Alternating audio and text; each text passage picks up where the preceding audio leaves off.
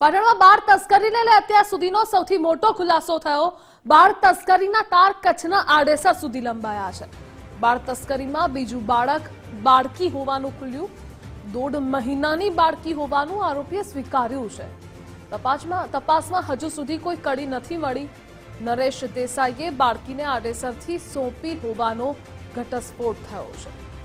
સુરેશ અને શિલ્પાને આ બાળકી સોંપી હતી।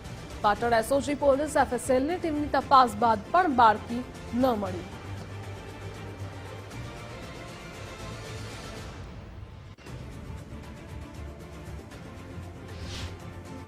બાળ તસ્કરીનો જે ચકચારી જે મામલો છે તે આજે જે પાટણથી બનાસકાંઠા સુધી પહોંચ્યો હતો અને બનાસકાંઠાથી જે છે તેના છેડા તે આડેસર સુધી પહોંચ્યા છે। મારા પાછળના દ્રશ્ય છે કે જે સુરેશ ઠાકોર, શિલ્પા ઠાકોર અને ત્યારબાદ જે સ્વરૂપજી ઠાકોરનું જે નામ આવ્યું હતું, જે બાળક જે છે પાટણના અંદર જે વેચવામાં આવ્યું તે બાળક તો મળી ગયો છે, પરંતુ ત્યારબાદ જે નરેશ દેસાઈ જે ડોક્ટર છે, જે આડેસરના અંદર જે પોતાનું દવાખાનું જે ચલાવે છે, જે બોગસ ડોક્ટર તરીકે દવાખાનું ચલાવે છે, તેના દ્વારા જે ધીરેન ઠાકોર છે તેને એક બાળક પણ આપવામાં આવે છે અને તે બાળક છે તે પાટણના હોસ્પિટલ લાવવામાં આવે છે અને ત્યારબાદ તે બાળક છે તે મરી આપવામાં આવે છે, પરંતુ તે બાળકને કઈ જગ્યાએ તે દફન કરવામાં આવ્યું છે। દફનની જગ્યા પર આજે પાટણની એસઓજી ટીમ અને પોલીસનો કાફલો છે, એફએસએલની ટીમ, મામલતદાર સહિતના જે લોકો છે તે જે જગ્યાએ બાળકને દફન કરવામાં આવ્યું છે તે જગ્યાએ જે પોલીસની ટીમ સાથે અને એસઓજીની ટીમ સાથે તેને એ દફન જગ્યા પર આવ્યું છે અને બાળકને હાલ તો શોધવાની તજવીજ હાથ ધરી છે અને ત્યારબાદ કહી શકાય કે જે બાળક છે તે ક્યારે દફનાવવામાં આવ્યું હતું, કોના દ્વારા આવ્યું હતું, એ બધી જ વિગતો છે તે બહાર આપવામાં આવશે।